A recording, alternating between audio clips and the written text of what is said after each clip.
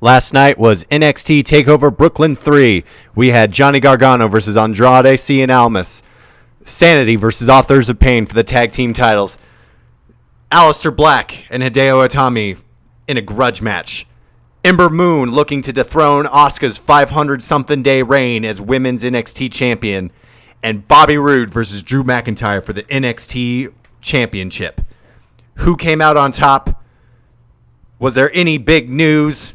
Ladies and gentlemen, we have some shit to talk about. This is Connor is Raw. All right, welcome to Connor is Raw. So, man, what a fucking takeover, right? That was, I mean, if you didn't see it, you should watch it right now on the WWE Network. Only $9.99 a month. There's a plug that I am not being paid for. But honestly, like, stuff like this makes the network worth it. I'll get into whether or not SummerSlam can compete with that at the end of this little podcast, but I mean, shit, wow, what a fucking pay-per-view. I mean, so before we get too ahead, before I reveal anything, I just want to say real quick that you should check out the cruelty-free podcast Charlie and I are doing. I'm gonna start getting him involved in my stuff. I'm gonna definitely be putting out more content. Hopefully, I want to do pay-per-view reviews of like old pay-per-views, and I'm going to make Charlie watch One Night Stand 2005 with me, and then we're going to give our take on it, and it'll be his first time watching that, so it'll be, you know, a fresh look into the world of professional wrestling. I've watched that pay-per-view more times than I can count, so it'll be interesting to get his take on it, and then I will obviously give my take on it. But let's get started with NXT TakeOver Brooklyn 3. This is the third Brooklyn TakeOver. And I first off want to say that this is one of the best pay-per-views I've ever seen. It was awesome. There was not a single match that was kind of okay. Each match had its own different feel. This is what a wrestling pay-per-view should be. It was great. So, I mean, the show opens with Code Orange doing their song for the TakeOver event. If you're a Code Orange fan, I'm sure you really appreciated that. It was and it would have clips of all the different wrestlers and stuff like that. Good opening for that.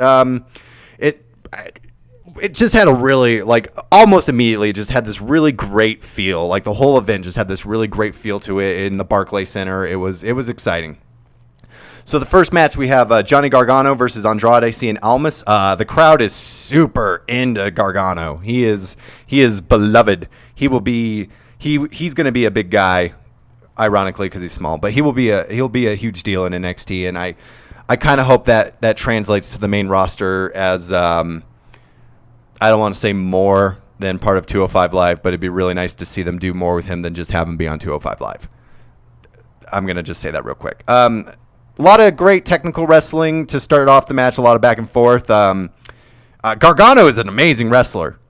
A lot of people who are coming in do a lot of strikes and stuff like that. But he's a fantastic technical wrestler. I'd love to see him take on like a Chad Gable or something like that and just have a mat classic. Andrade doing his more serious guy, you know, not doing the showboaty stuff. It's working. I really like it. He's always been really, really good in the ring, but now with a much bigger mean streak in him, like all of his stuff just is really good. It's really awesome.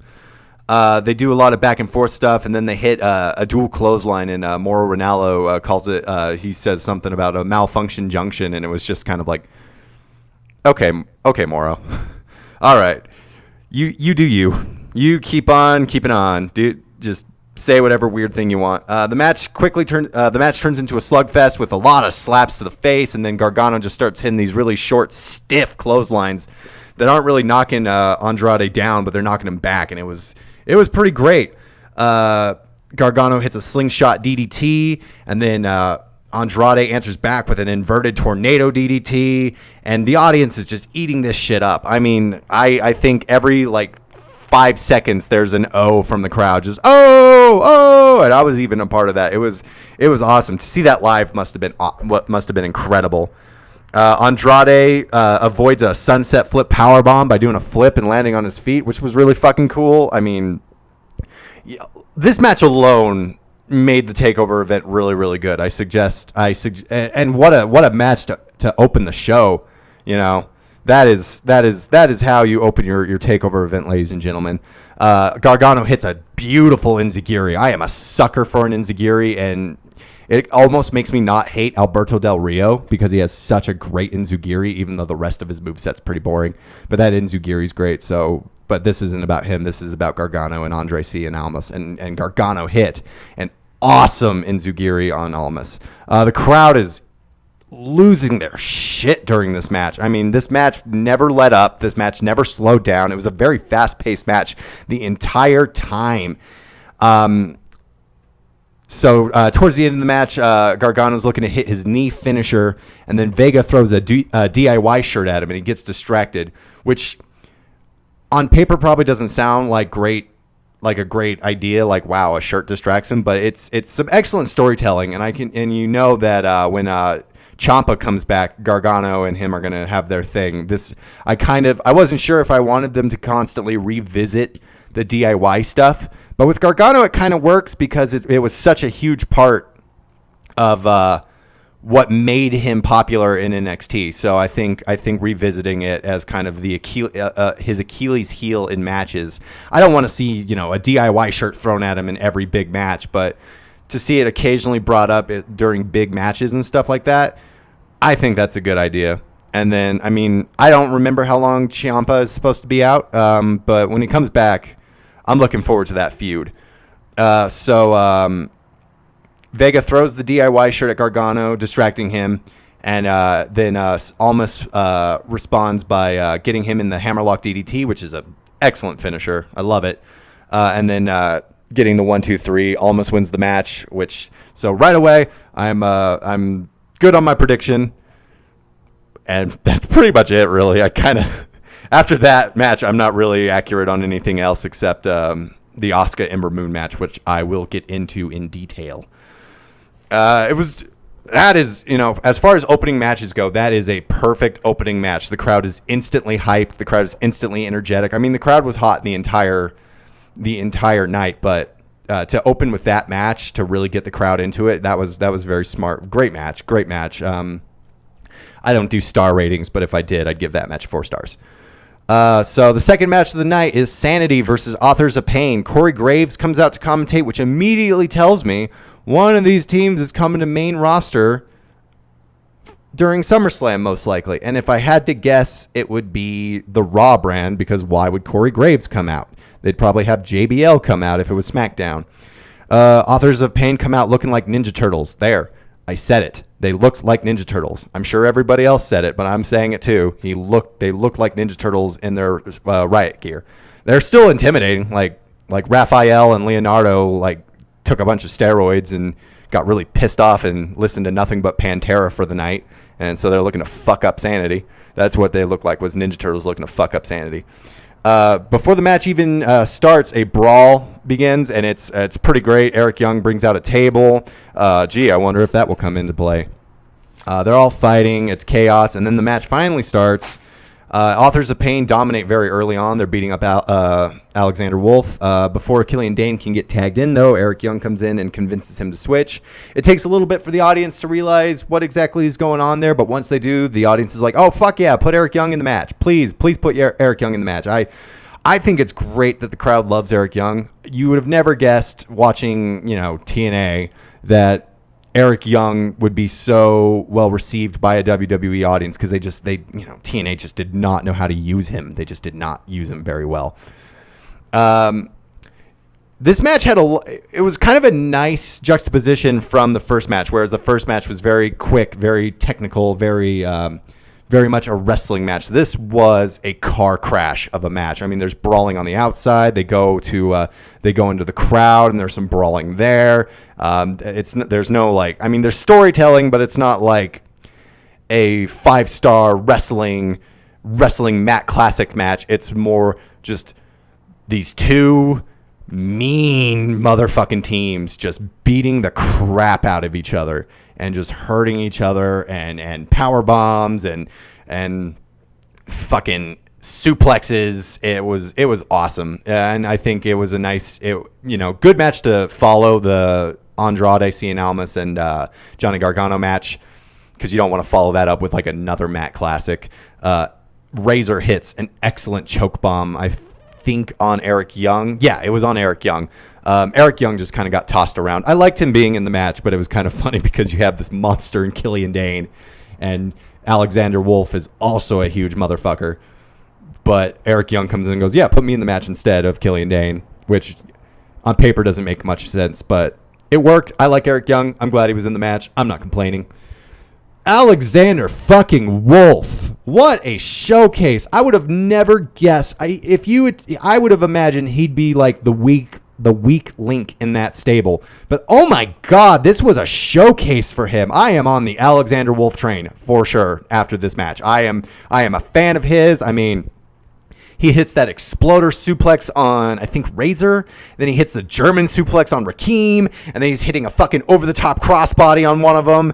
And then, oh my God, you would have never guessed. This guy, I mean, I want to see him face Luke Harper and just see them like tear each other apart. Just these two giant Haas guys who fucking throw each other around and do dives like that. What a match that would be. And then he hits a fucking Frankensteiner. Oh my God. I would have never guessed that this mammoth man who's hardcore dancing with the rest of his stable and German, and he's psycho, and he's got a weird haircut, and he's got weird attire. I would have never guessed that he has all of this stuff in his arsenal. It was crazy. Oh my God. Alexander Wolf fan right here, everybody. Right here, huge Alexander Wolf fan, and everybody else should be. At one point, Authors of Pain have Eric Young in what's going to be a pretty brutal fucking superplex. I mean, one of the guys has him in the superplex position, and then the other guy comes in to give him a power bomb. Nikki Cross comes in, and she holds Eric Young to the turnbuckle. And so one of the Authors of Pain, I don't remember which one, power bombs the other Author of Pain, while Eric Young's standing on the turnbuckle, and then Alexander Wolf comes and pushes the other guy out. And then Eric Young hits this beautiful elbow drop. Eric Young probably has one of the best elbow drops in the business. Gets the 1-2 until it gets broken up by one of the Authors of Pain. A lot of good stuff. And then Nikki Cross eventually gets involved. She does a crossbody and gets caught by, I think Rakim catches her. And then Dane answers with a crossbody through the table. He puts Rakim through the table while he's holding Nikki Cross. Nikki Cross is a fucking trooper. I don't think she's. I wonder if Sanity is being seen as kind of not to use wrestling terms, but I wonder if they see Sandy as kind of like a face stable, because they're just loved by that audience.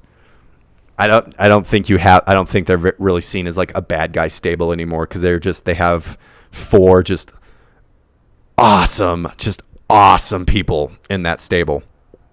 I mean, with NXT, I think it's hard to tell who's a bad guy and who's a good guy, because that's a crowd of well-read, I will say, well-read fans for the most part. So if you come in, they probably know who you are, and you're pretty much automatically loved. I can't think of a single person who's like actually disliked there, except I feel like the only people who would be is like Eva Marie, because she was terrible. I feel like she was the only real bad guy in NXT.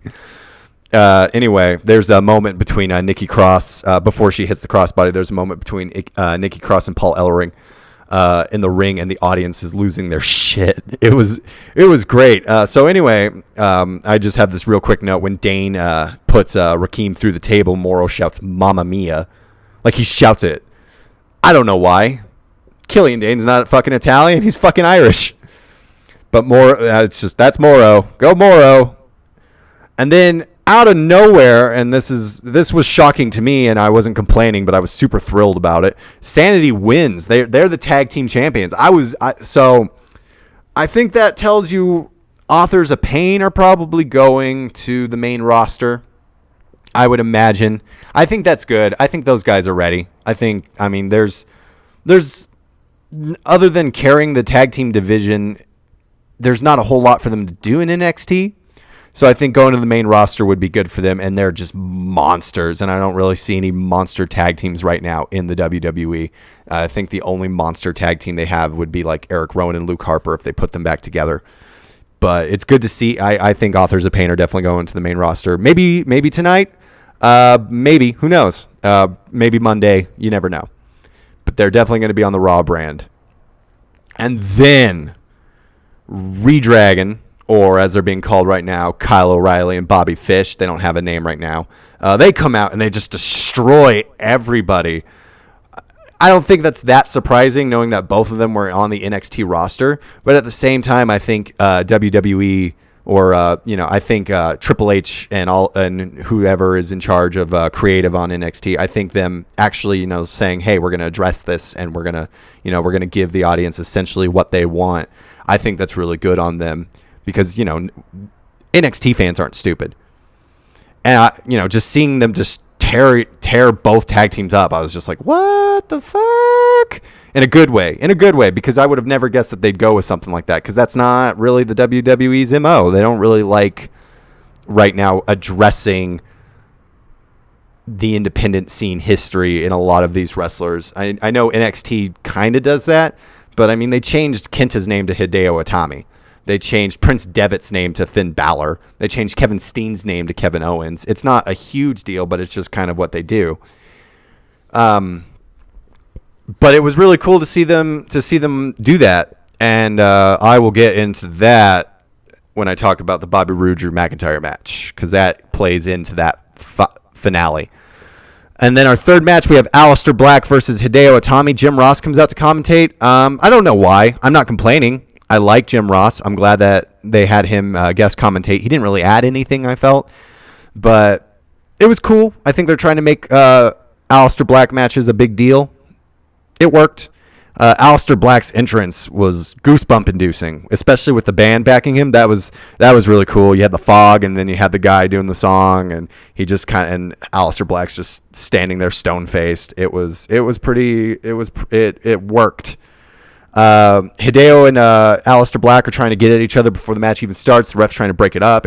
This feels like it's going to be a fight, and that's pretty exciting. Then the match starts, and they just start beating the shit out of each other. Black gets his nut. I don't think he didn't break his nose, but he definitely got it busted open a little bit because he was bleeding pretty early on in the match. Very stiff match. I didn't really write a whole lot of notes for this because that's pretty much it. It was kicks, and it was hard kicks, hard elbows, hard slaps, fucking hard knees to the fucking face. Oh my god, just absolute brutal match. And once again, a nice change of pace where you have this really great technical back and forth match between Gargano and Almas. Then you have this crazy car crash match between Sanity and Authors of Pain. And then you just have this brutal MMA almost fight between Aleister Black and Hideo Itami. Good stuff. And they just beat the shit out of each other. And then Aleister Black follows up with this massive black mass to end the match, get the 1-2-3. I didn't think that he would actually pick up the win, but I'm not complaining that he picked up the win. I think I said in my predictions, I'm not entirely sure, but I think him winning the match, obviously he shouldn't have lost the match, so I'm glad he didn't, but him winning the match is probably good. I hope that Hideo Itami, as a bad guy, gets a few big wins under his belt, because I don't want to see him lose a lot. I don't think that's good for his character. Good match. Great match. It was a slugfest, but I'm not going to lie, I want to see both of them busted open, not just Aleister Black bleeding a little bit. We should have thrown Oney Lorcan into that match, just turn it into a fucking bloodbath. All right, so the fourth match, and probably match of the night to me, Asuka versus Ember Moon. Oh, fuck. This was some great storytelling. I wrote some notes here. I actually wrote, a lot of notes. Asuka looks like $1 million fucking bucks coming out. She looked awesome. Ember Moon came out. She looked good. She looked confident, but she definitely kind of looked like she was not going to win that title. Like, you could just kind of see it on her face. Like, I think she was trying to give some mystery surrounding the end, but you could kind of see it on her face. There was just this confused look of, yeah, I'm going to win, but I'm not. Anyway, so before the match even starts, and this literally happened, I'm literally saying out loud, I'm not ready for Asuka to lose. Like, I just don't want to see it happen. So as soon as the bell starts, Ember Moon starts the match with a flying kick to Asuka's face, and she kind of starts off strong. Like, she really kind of dominates for a little while, which is good. It's good for her. It's good to get her character, to show off some intensity, because ever since she lost at NXT Orlando, she kind of lost a lot of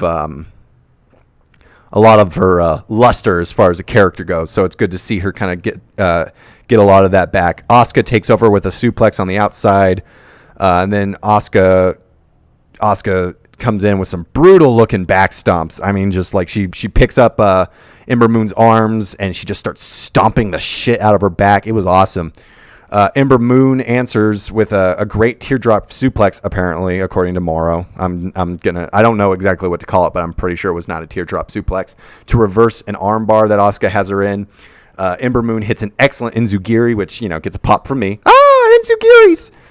Asuka keeps trying to apply the Asuka lock, but Ember Moon keeps reversing it. Ember Moon hits this awesome running clothesline. The crowd is into this match. I mean, wow. If you, I know NXT does really well with their women's wrestling, but the crowd is this is like match of the night almost for a lot of people in this audience, it seems. Dueling chants for both women, loud dueling chants for both women, which is funny because the NXT go home show, the crowd was clearly behind Asuka. So to hear both people getting the same amount of enthusiasm from the crowd, it was incredible. And Ember Moon goes up for the Eclipse. She hits it. I'm like, no, I'm not ready for this. 1, 2. Asuka kicks out. Ember Moon can't believe it, and I'm making the same face she's making, except I'm kind of smiling about it. Like, oh God, thank God, Asuka's still champion. Asuka hits the Asuka lock. She first goes for an armbar, but then she turns it into the Asuka lock. I'm literally screaming, tap! Ember Moon finally taps, and that's the match. Oh my God, Asuka's still champion. I am freaking out right now. Oh my God, Asuka's the best fucking NXT champion ever. Mae Young Classic winner beats Asuka. Where does Ember Moon go from here? These are questions I wrote down in my notes.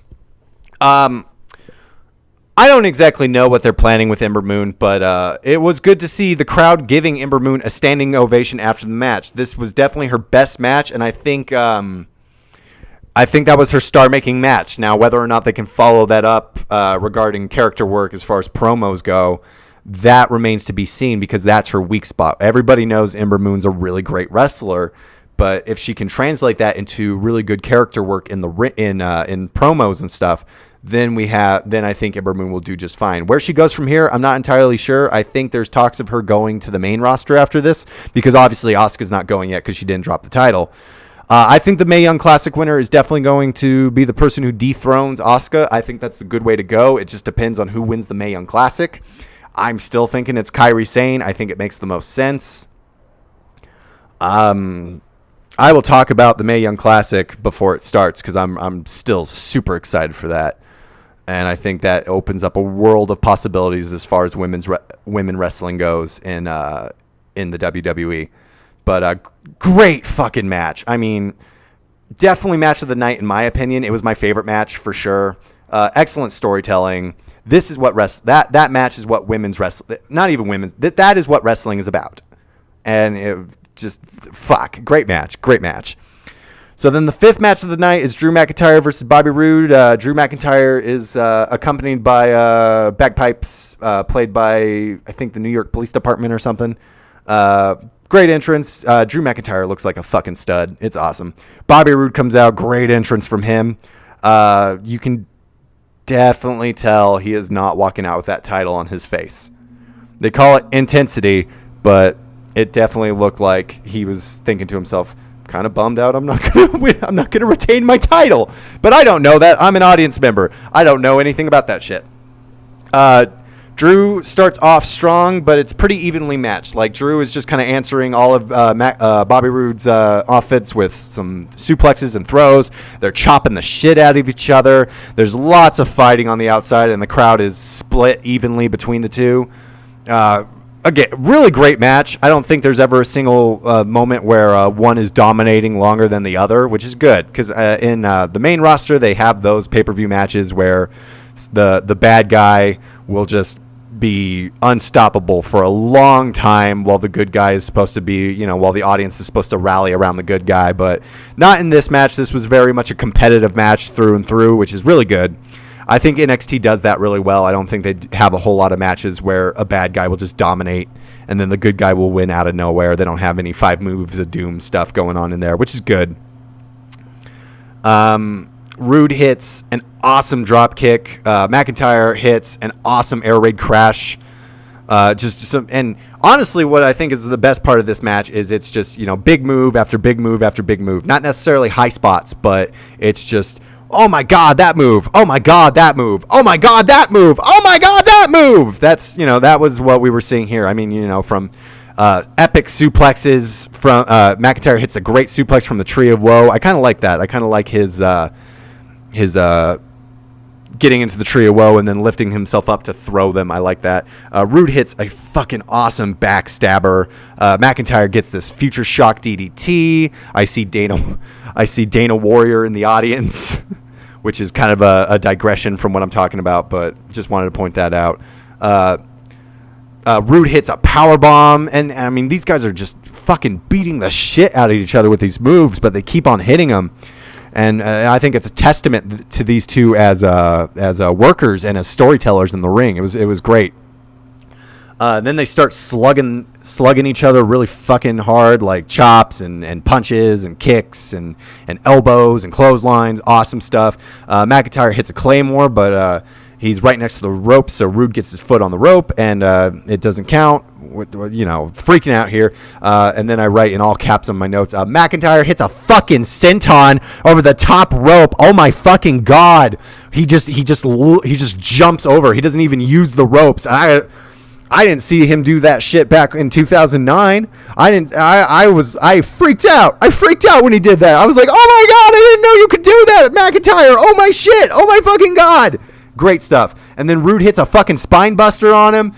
Rude hits a fucking glorious DDT, but McIntyre kicks out. Like, oh my God, this match is just, it's definitely not as good as the Ember Moon Asuka match, but it's just as good as every other match on the card. Like, oh my God, this is some of the best wrestling I've ever seen. So after McIntyre kicks out, Rude tries to hit a few more glorious DDTs to put him away, but then McIntyre answers with a headbutt, a Claymore, and then picks up the win. 1, 2, 3. McIntyre is your new champion, and I don't know how to predict shit. But I'm okay with that. I'm okay with that this time because that was a great match. And as long as it's a great match, I don't care about being right. Seriously, there was never a dull moment in this match. I'm probably not doing it justice describing it. Hopefully my enthusiasm, matches what this match did for everybody else in the audience. But, wow, just great fucking match. I think McIntyre being champion is a good thing. I never thought I would say that. I'm honestly, I was wrong about Drew McIntyre, and I will admit it. I like what he's been doing lately. I think he is leaps and bounds better than he was back when he first started in the WWE. So him in NXT is the McIntyre I prefer. And then so after the match, you get the little title card, and then it goes away. And then you see the audience looking at somebody in the background. We don't know who it is yet, but they are cheering and freaking out, and something's going on in the background that we don't know about. And then McIntyre turns around to see Bobby Fish and Kyle O'Reilly on the turnbuckle. He's kind of not sure what's going on. And then Adam Cole, baby, attacks him from behind. Oh, my God. Oh, my God. And there are loud Adam Cole chants. I think I said in my predictions I wasn't sure whether or not Adam Cole would get the reception that a Kevin Owens or a Finn Balor would get. But I was wrong. I sometimes do enjoy being wrong because the audience was eating this shit up. Adam Cole gives Drew McIntyre a super kick, and then Kyle O'Reilly, Adam Cole, and Bobby Fish stand over him with holding the NXT title, and that's how NXT TakeOver Brooklyn 3 ends. Is this an ROH invasion? Obviously it's not an ROH invasion. They're not going to do that, but are they going to kind of hint at ROH guys coming in to take over, pun intended, to take over NXT? And then I have a follow-up question. Does this mean Roderick Strong, who has been promoting himself as Mr. ROH, is that possibly leading to a Roderick Strong heel turn? Is he going to go align himself with these ROH guys? Or is somebody else like a Cassius Ono, who's literally doing nothing right now, is he going to turn bad guy and join these guys? And are we going to get like a Four Horsemen-esque ROH stable to dominate NXT? And where does Bobby Roode go from here? Obviously, I think the answer for Bobby Roode after he finishes up his little program with Roderick Strong, where Roderick Strong will probably go over, I think his next thing is probably going to the main roster. I really think it'll be SmackDown. They need a real main event bad guy, and if they're not going to make Rusev that guy and Kevin Owens, look at me, Kevin Steen, God, gotta get with that time, gotta get with the times.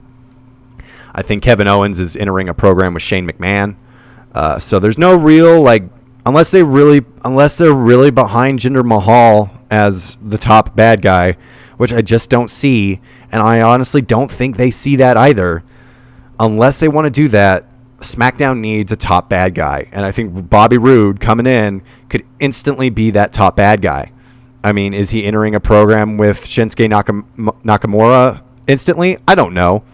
But they definitely need that guy, and I think Bobby Roode could be that guy. I would hate to see him go to Raw. Raw's congested as it is. I mean, SmackDown's also congested, but I feel like they use more of their people more often than Raw does, which is weird because Raw's a 3-hour show. But anyway, really good TakeOver. I mean, really fucking awesome TakeOver. I wrote in my notes, follow that, SummerSlam. I really don't think they can. I really don't think SummerSlam's going to be half as good as this NXT TakeOver event was. But we'll see tonight. I will definitely have my SummerSlam reactions up tomorrow. I'm going to try and watch most of it tonight after I get done with some things I got to do. But I will definitely not be able to see it live as it's going. Thank you guys for watching my videos. Thank you so much. This has been a dream of mine. I'm not pretending that I'm like super successful at it right now, but just the fact that I'm doing this and there are people who are watching just to humor me means a lot to me. Thank you very much, guys. This was Connor's Raw. I will see you guys next time. That's not my catchphrase. I need to find a catchphrase. Oh God.